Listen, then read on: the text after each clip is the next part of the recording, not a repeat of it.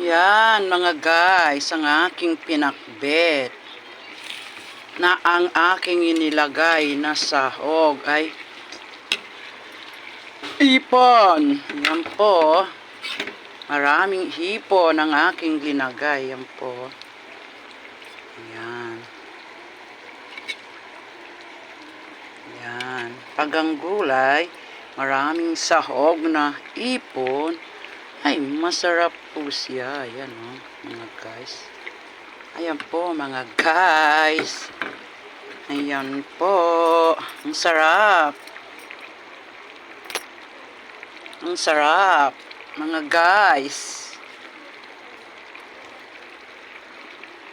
Yan o. Mga guys, ang sarap. Lunch po namin kasama kong kakain si Gracia. Naku.